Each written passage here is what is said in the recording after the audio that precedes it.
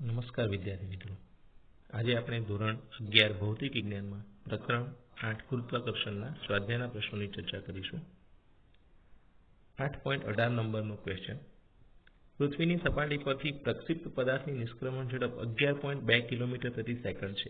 એટલે તમને અહીંયા VE નો જવાબ આપી દીધો છે. એસ્કેપ વેલોસિટી VE બરાબર 11.2 કિલોમીટર પર સેકન્ડ. એક પદાર્થને આના કરતા 3 ગણી ઝડપે બહાર ફેંકવામાં આવે છે. પૃથ્વીથી અત્યંત દૂરના અંતરે જતા એ પદાર્થની ઝડપ કેટલી હશે? એટલે અહીંયા તમને એવું કીધું છે કે ઘણા દૂરના અંતરે કેટલી ઝડપ ધરાવતો હશે. એટલે અનંત અંતર શબ્દ અહીંયા આપણે સમજી લઈએ કે જ્યાં સ્થિતિ ઊર્જા શૂન્ય થઈ જાય છે.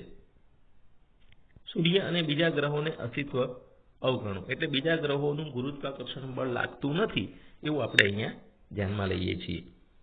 તો ધારી લઈએ કે પ્રારંભિક ઝડપ v છે અને આ પદાર્થની અંતિમ ઝડપ v' છે.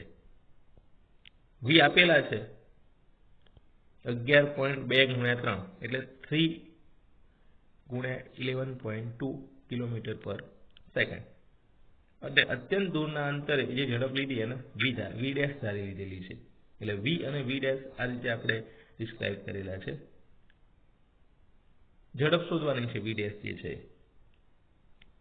તો આના માટે પૃથ્વીની સપાટી ઉપરથી ફેંકીએ તો એની સ્થિતિ ઊર્જા કેટલી હોય એ આપણે જાણી શકીએ.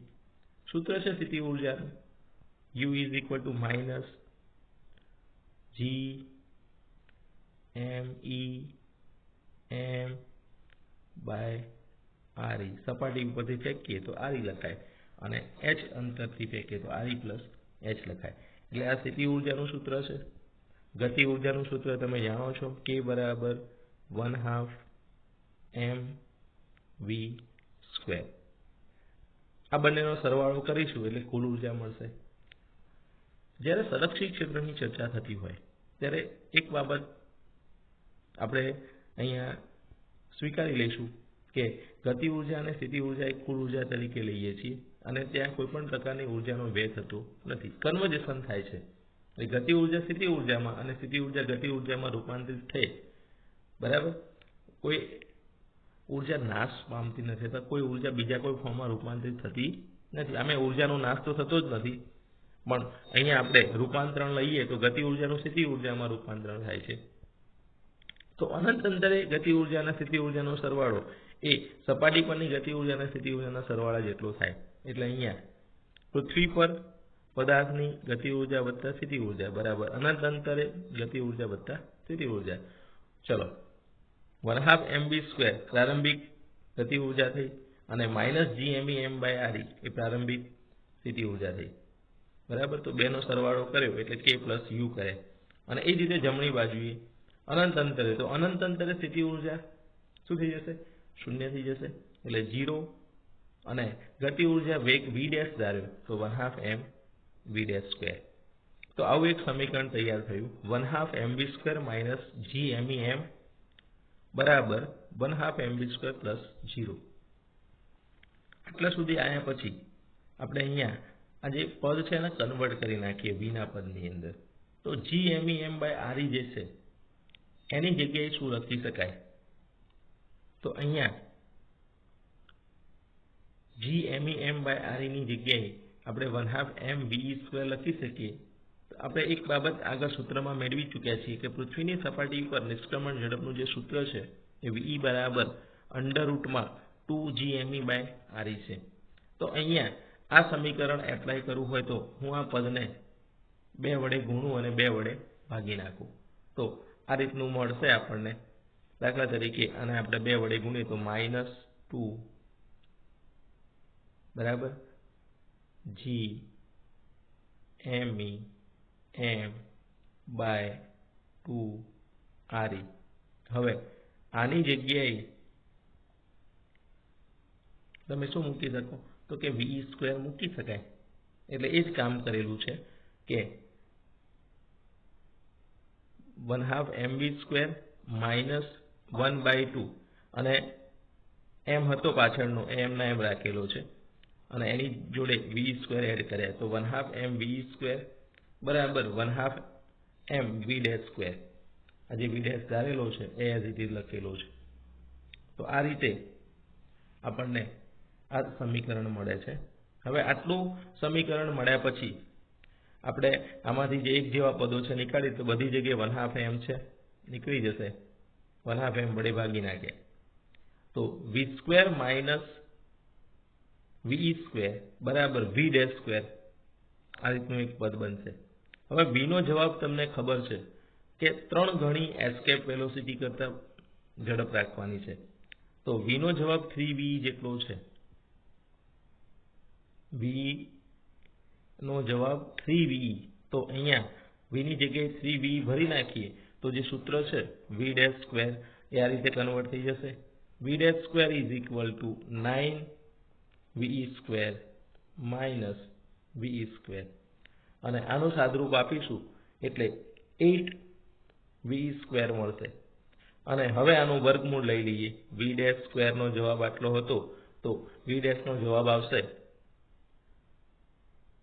8/8ve. અને હવે આનો આપણે આન્સર ભરી દઈએ v નો તો જવાબ મળે છે √8 × 11.2 km/s એટલે કે 31.67 km/s. આટલી સ્પીડ એની હશે બરાબર. 31.7 km/s જેટલી ઝડપથી એ અનંત અંતરે ગતિ કરતો હશે. એટલે આ આન્સર જે છે એ આ રીતે આપણે જે કન્વર્ટ કરીને લાયેલા છીએ બરાબર એ રીતે પણ ગણાય અને કિંમતો મૂકીને પણ ગણી શકે. પણ આ મેથડ એકદમ સરળ છે. અનંત અંતરે કેટલી એની જોડે વેગ કેટલો હશે તો કે આટલો વેગ હશે. ગતિ ઉર્જા નહીં પૂછી, ઝડપ કેટલી છે. આની ઉપરથી પછી એમ આપેલો હોય તો તમે એની ગણતરી કરીને એ કિંમત પણ મેળવી શકો છો. 8.19 નંબરનો ક્વેશ્ચન. પૃથ્વીની સપાટીથી 400 કિલોમીટર ઊંચાઈએ એક ઉપગ્રહ કક્ષામાં ભ્રમણ કરે છે. એટલે આ રીતની સિચ્યુએશન આપેલી છે. પૃથ્વીની સપાટીથી h જેટલી ઊંચાઈ 400 કિલોમીટરની જે આ ઊંચાઈ છે h જેટલી બરાબર ત્યાં એક કક્ષાની અંદર એક ઉપગ્રહ ભ્રમણ કરે છે. આ એની કક્ષા છે અને પૃથ્વીની ત્રિજ્યા આરી છે બરાબર. તો આરી પૃથ્વીની ત્રિજ્યા છે અને h એની હાઈટ છે એટલે આ પણ h બનશે. અહીંયા એક ઉપગ્રહનું ભ્રમણ થાય છે. હવે ઉપગ્રહને પૃથ્વીના ગુરુત્વાકર્ષણની અસરમાંથી બહાર મોકલવા માટે એટલે અહીંયા એમ કહેવું છે કે ગુરુત્વાકર્ષણ ન લાગે એવી પોઝિશનમાં અનંત અંતરે એને મોકલી દેવું છે. તો કેટલી ઉર્જા ખર્ચવી પડે? ઉપગ્રહનું દળ 200 kg છે અને પૃથ્વીનું દળ 6 × 1024 kg છે. પૃથ્વીની ત્રિજ્યા 6.4 × 10⁻⁴ મીટર છે અને ગુરુત્વાકર્ષણ અચળાંક g 6.67 × 10⁻11 ન્યૂટન મીટર સ્ક્વેર પ્રતિ kg² આપેલો છે. અહીંયા જે માહિતી આપેલી છે એ માહિતી પ્રમાણે આપણને અહીંયા શોધવાનું કીધું છે ખર્ચવી પડતી ઉર્જા. ખર્ચવી પડતી ઉર્જા શાના માટે ખર્ચવી પડે છે? એને બંધનમાંથી મુક્ત કરવા માટે. તો પહેલા તો તમારે એ સમજી લેવું પડે કે તે એની ઉપર કુલ ઉર્જા કેટલી છે. બંધન અવસ્થામાં એની ઉપર કેટલી ઉર્જાનું અહીંયા ઋણ છે બરાબર. નેગેટિવ ઉર્જા કેટલી છે એની ઉપર. જો એટલી ઉર્જા પોઝિટિવ સ્વરૂપે એટલે કે ગતિ ઉર્જા સ્વરૂપે આપવામાં આવે તો એ બંધનમાંથી મુક્ત થઈ જાય. તો h ઊંચાઈએ કુલ ઉર્જા કેટલી મળે? તો h ઊંચાઈએ કુલ ઉર્જા મેળવવા માટે આપણે k + u સ્થિતિ ઉર્જા અને ગતિ ઉર્જાનો સરવાળો કરવો પડે છે. ગતિ ઉર્જાનું સૂત્ર 1/2 mv², સ્થિતિ ઉર્જાનું સૂત્ર -gmem/re + h અને પછી 1/2 mv² વાળા પદને કન્વર્ટ કરી આપણે કુલ ઉર્જાનો જવાબ લાવીશું તો આપણને આ રીતે મળે છે. E = -gmem/2r અને આ r ની જગ્યાએ re + h મૂકી દઈએ. આટલી જ ઉર્જા r બરાબર શું લઈ લેવાનું છે? કેન્દ્રથી અંતર તો કે re + h જેટલું હશે. એટલે આવું સૂત્ર બનશે નેગેટિવ સાઇન સાથેનું. પણ આટલી ઉર્જા એને ગતિ ઉર્જા સ્વરૂપે આપવામાં આવે તો એને બંધનમાંથી મુક્ત થાય. એટલે ગતિ ઉર્જા હંમેશા પોઝિટિવ ઉર્જા તરીકે લઈએ છીએ. તો ઉપગ્રહને ગુરુત્વાકર્ષિત ક્ષેત્રમાંથી મુક્ત કરવા માટે આપવી પડતી જરૂરી ઉર્જા બંધન ઉર્જા જેટલી હોય છે. બંધન ઉર્જા બરાબર Gmem/2Re+H. એટલે આ સૂત્ર આપણે સીધું વાપરી શકીએ છીએ. બરાબર. ના આવડતું હોય તો K+U નો સરવાળો કરી એમાંથી આ સમીકરણ તૈયાર કરવાનું છે અને ત્યારબાદ એમાંથી આપણે આની કિંમત ભરી દઈશું. તો બંધન ઉર્જા બરાબર Gmem/2Re+H અને આમાં કિંમતો ભરી દઈએ તો આપણને જવાબ મળે છે. અહીંયા આન્સર પ્રાપ્ત થાય છે આ રીતે. ઉપગ્રહની બંધન ઉર્જા બરાબર 6.67 × 10⁻11 એના પછી 6 × 10⁻24 પૃથ્વીનું દળ અને ઉપગ્રહનું દળ 200 kg ભાગાકારમાં 2 Re+H છે તો 6.4 × 10⁶ અને અહીંયા હવે 400 કિલોમીટર જે હતા એને આપણે 400 કિલોમીટરને શેમાં ફેરવી દેવા છે? મીટરની અંદર. તો 4 × 10⁵ લખાય મીટર. 4 × 10⁵ મીટર. અને હવે આને પાછળ અહીંયા 6 છે તો આમાં પણ 6 કરી શકાય. તો આના 6 માં રૂપાંતરણ કરીએ તો 0.4 લખવું પડે. એટલે આપણે આવું પદ ભરેલું છે. 0.4 × 10⁶. 4 × 10⁵ એનો મતલબ કે 0.4 × 10⁶. અને હવે આનું સાદુરૂપ આપી દઈએ. તો સાદુરૂપની અંદર પહેલા જે ઘાતો છે એનું સાદુરૂપ આપી દઈએ. તો 24 છે, અહીંયા 11 છે. એટલે 24 માંથી 11 કાઢી નાખીશું એટલે આપણને એનો ઘાતનો જવાબ મળશે 13. અને 200 વાળી જે 10⁻2 લખી શકાય એને એડ કરશું તો 10⁻15 થશે. ચલો 6 × 2 એટલે 12. 12 અને 6.67 હતા તો 6.67 × 10⁻15 × 12 અને ભાગાકારની અંદર 2. હવે જો 6.4 અને 0.4 એટલે 6.8 થયા અને ગુણાકારમાં 10⁻6 હતા તો 2 × 6.8 × 10⁻6 અને આનું સાદુરૂપ આપીશું તો આપણને મળે છે 5.885 × 10⁹ એટલે કે 5.9 × 10⁹ જૂલ. તો આટલી ઉર્જા એને ગતિ ઉર્જા સ્વરૂપે આપવી પડે. જો આટલી ઉર્જા એને ગતિ ઉર્જા સ્વરૂપે આપી દઈએ તો એની અંદર તે બંધનમાંથી મુક્ત થાય. એટલે 5.9 × 10⁹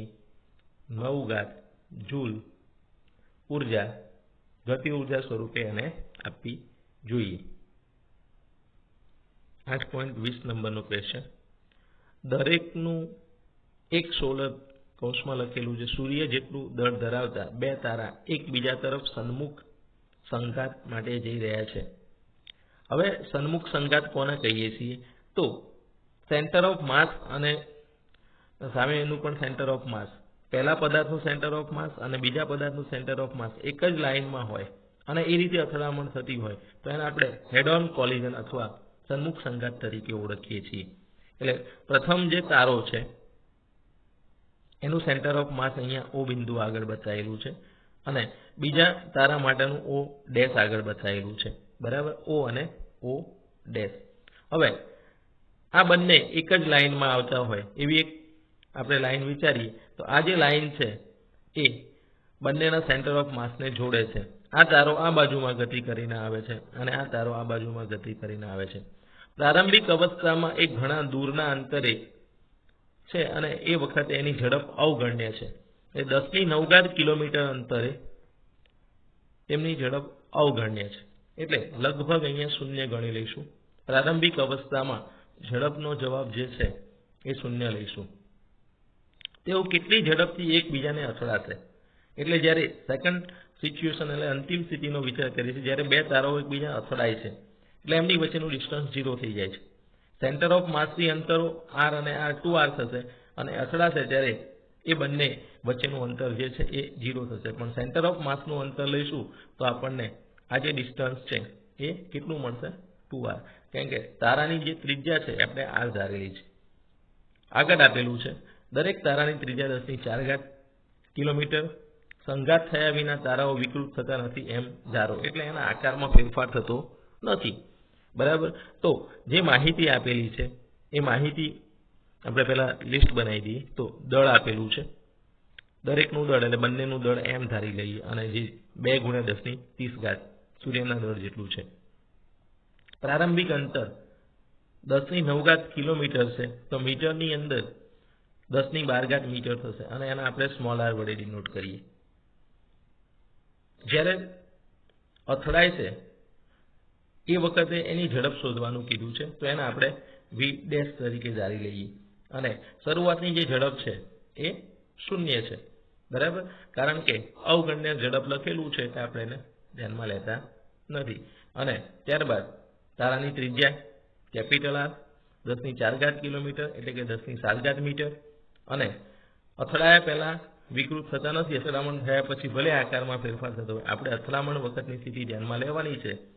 તો એ વખતનું આપણે આ જે ડિસ્ટન્સ છે એ કેટલું લઈશું, તો કે r + r 2r ધ્યાનમાં લઈશું.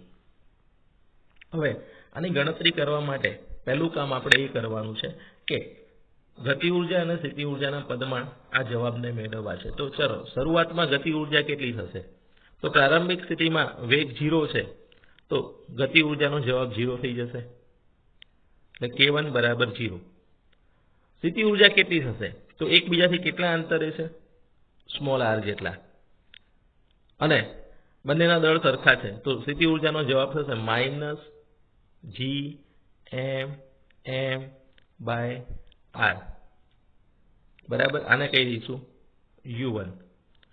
u1 અને k1 વ્યાખ્યાયિત થઈ ગયા. ચલો, અંતિમ સ્થિતિએ u1 કેટલા થશે, તો કે u1 ની અંદર ડિસ્ટન્સ આ જે r છે એની જગ્યાએ કેટલું લખીશું, 2r, અને વેગ છે એ ધારો કે v જેટલો છે, તો 1/2 k2 નો જવાબ મળશે 1/2 mv². તો k2 મળી ગયા અને u2 મળી ગયા. આના અંદર પણ એ જ આપણે યુઝ કરીશું સિદ્ધાંત, કુલ ઉર્જા અચળ રહે, તો પ્રારંભિક કુલ ઉર્જા બરાબર અંતિમ, એટલે અથડામણ પહેલાની કુલ ઉર્જા, અથડામણ પછીની કુલ ઉર્જા. તો આ રીતે એની ગણતરી આપણે કરી શકીએ છીએ.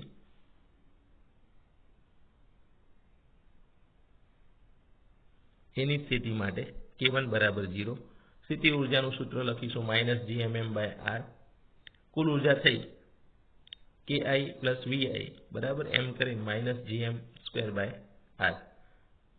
સારું. બીની સ્થિતિએ ગતિ ઉર્જા થશે 1/2 mv², અને બીજાની પણ 1/2 mv². બંનેની ગતિ ઉર્જાનો સરવાળો કરીશું, પહેલા તારાની બીજા તારાની, કુલ ઉર્જા થઈ ગઈ mv². તો કુલ ગતિ ઉર્જાનો જવાબ મળ્યો mv². સ્થિતિ ઉર્જા કેટલી થશે, સ્થિતિ ઉર્જા આપણને મળશે -GMM/2r, ડિસ્ટન્સ 2r થાય છે માટે, અને આનું પણ સાદુરૂપ આપીશું તો -GMM²/2r મળશે, અને કુલ ઉર્જા મેળવીશું અંતિમ પરિસ્થિતિની E2, તો k2 + v2 તરીકે mv² - gm²/2r. સમીકરણ 1 અને સમીકરણ 2 જે છે, આ બંને સમીકરણ એક કુલ ઉર્જાના સમીકરણ છે, અને આપણે જાણીએ છીએ કે E1 અને E2 સરખા હોય, તો E1 = E2 લઈ લેવાના છે, અને એમાંથી પછી આપણે આજે વેગ શોધવાનો છે અહીંયા, બરાબર, v એ ફાઇન્ડ કરીએ. તો ઉર્જા સંરક્ષણના નિયમ પરથી E1 = E2 અને -gm²/r બરાબર mv² - gm²/2r, અને આમાંથી તમે mv² વાળા પદને સૂત્ર કરતા કરો તો mv² = gm²/2r - gm²/r, અને therefore v² = gm(1/2r - 1/r), બરાબર. અને આમાંથી આપણે v² ને શોધી કાઢીએ, તો v² = 6.67 × 10⁻11, g ની જગ્યાએ મૂક્યા, m ની જગ્યાએ 2 × 10⁻30 છે, અને કૌંસની અંદર 1/2 × 10⁻7, બરાબર, કારણ કે 2r છે ભાગાકારમાં, તો r નો જવાબ 10⁻7 છે, તો 2 × 10⁻7 ઓછા 1/10⁹ સ્મોલ r ની કિંમત મૂકી. અને હવે આની અંદરથી સાદુરૂપ આપતી વખતે ધ્યાન રાખવાનું છે કે 1ના ભાગાકારમાં 2 ગુણ્યા 10 ની 7 ઘાત છે, તો 7 ઘાતનો ઉપર મોકલી દઈએ તો 1/2 લખાય અને 10⁻⁻7 થઈ જાય ઉપર. એ જ રીતે અહીંયા છે, એમાંથી હું 10 ની 9 ઘાત છે એની જગ્યાએ 100 ગુણ્યા 10 ની 7 ઘાત લખી દઉં. 100 ગુણ્યા 10 ની 7 ઘાત, તો એ 10 ની 9 ઘાત જ બને. તો આની અંદર શું કરીએ, 100 ગુણ્યા 10 ની 7 ઘાત લખી એ 7 ઘાતનો ઉપર લઈ જઈએ તો ઉપર મળશે 10 ની -7 ઘાત અને ભાગાકારમાં 100. હવે 10 ની -7 ઘાત કોમન નીકળી જશે. 1/2 એટલે 0.5 અને 1/100 એટલે 0.01. આ બેની બાદ બાકી કરી દઈએ. આગળનું બધું એમના એમ રાખીએ અને આ બેની બાદ બાકી કરી દઈએ તો 0.49 થઈ જાય. અને 13.34 ગુણ્યા 10 ની 19 ઘાત ગુણ્યા 10 ની -7 ઘાત, એ બંનેનું સાદરૂપ આપીશું તો 19 માંથી 7 કાઢીશું એટલે 12 ઘાત વધશે. તો આવો જવાબ મળ્યો 13.34 ગુણ્યા 10 ની 12 ઘાત ગુણ્યા 0.49.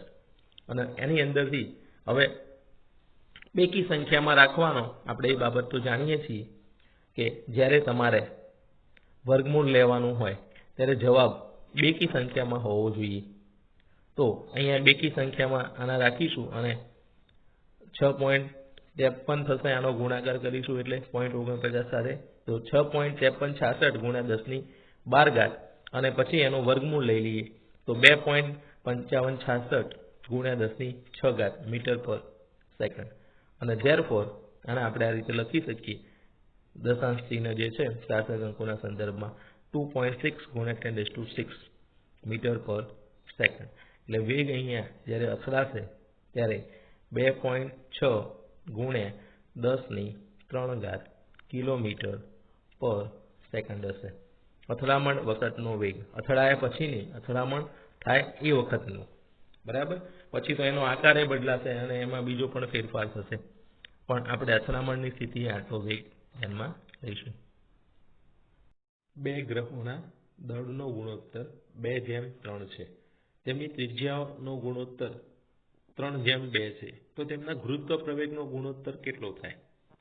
હવે જે સૂત્ર પૃથ્વી માટે આપણે યુઝ કરીએ છીએ એ આ રીતે લખીએ છીએ, G = GME બાય સપાટી ઉપર હોય તો RE² લખીએ છીએ અને RE પ્લસ H લખીએ H ઊંચાઈએ હોય તો. હવે આ જે સૂત્ર છે આ સમીકરણને આપણે કોઈ પણ ગ્રહ માટે લાગુ પાડીએ તો ગ્રહનું દળ ધારી લેવું પડે કે ધારો કે પ્રથમ ગ્રહનું દળ M1 છે અને બીજા માટે M2 છે.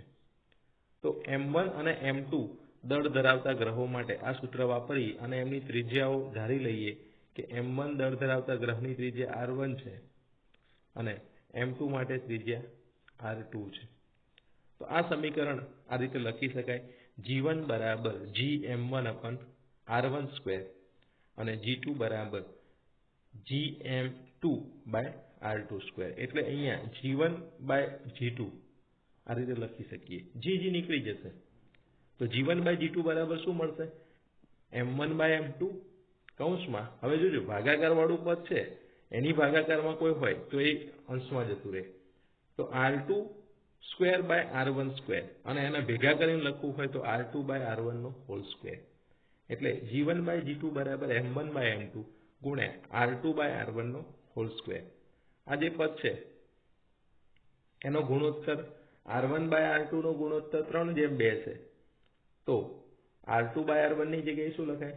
2:3 લખાય. અને M1/M2 ઓલરેડી 2:3 આપેલા છે તો એ પણ ભરી દીધા. તો 2/3 × 2/3². એટલે 2 નો ઘન થયો અને 3 નો પણ ઘન થયો. તો ગુણોત્તર મળે છે અહીંયા 8/27. એટલે આ રીતે MCQમાં પણ પ્રશ્ન કન્વર્ટ કરીને પૂછી શકે છે. બીજો એક MCQ આપેલો છે, 500 ગ્રામ દળ ધરાવતા એક પદાર્થ 20 મીટર પ્રતિ સેકન્ડના વેગથી એક ગ્રહની સપાટી પરથી ઉપર તરફ ફેંકવામાં આવે છે. મિત્રો સમજો, અહીંયા કોઈ એક ગ્રહ આપેલો છે, આપણને કહ્યું નથી કે પૃથ્વી છે. તો તે 20 સેકન્ડમાં સપાટી પર પાછો આવે તો આ પદાર્થ પર ગ્રહનું વજન કેટલું? હવે દળ આપી દીધેલું હોય એ દળને તમે ગુરુત્વ પ્રવેગ વડે ગુણી નાખો જે તે ગ્રહના તો વજન મળે. પણ અહીંયા ગુરુત્વ પ્રવેગ નથી આપેલો, એની જગ્યાએ એવું કહેલું છે કે 20 સેકન્ડની અંદર એ પાછો આવે છે અને એનો પ્રારંભિક વેગ 20 મીટર પ્રતિ સેકન્ડ છે. તો આ પરિસ્થિતિમાં આપણે ડેટા ભેગા કરી દઈએ. પહેલા તો v0 આપેલા છે, m આપેલા છે અને t આપેલા છે. હવે એ જઈને પાછો આવશે તો એને કાપેલું અંતર કેટલું થાય? તો 0. એટલે d બરાબર v0t + 1/2at² સૂત્રનો ઉપયોગ કરીએ અને કિંમતો ભરી દઈએ તો 0 બરાબર 20 × 20 વત્તા 1/2, અહીંયા માઇનસ g લખીશું કારણ કે પાછો આવે છે, બરાબર 20 નો વર્ગ, બરાબર. તો આ રીતે આપણને પદ મળશે 400 બરાબર 200g અને therefore g ને મેળવીશું તો g બરાબર 2 મીટર/સેકન્ડ² મળે છે. આટલું કર્યા પછી g મળી જાય પછી આપણે વજન શોધવું હોય તો w બરાબર mg સૂત્ર વાપરીએ છીએ. m આપેલો છે અને g શોધી લાયા છીએ. આ બંનેનો ગુણાકાર, બરાબર. એટલે અહીંયા જવાબ મળે છે 1 ન્યૂટન. 0.5 × 2 કરીશું એટલે 1 ન્યૂટન આન્સર પ્રાપ્ત થશે. તો આ રીતના MCQ પૂછે તો એના જવાબ મેળવતા આવડવા જોઈએ.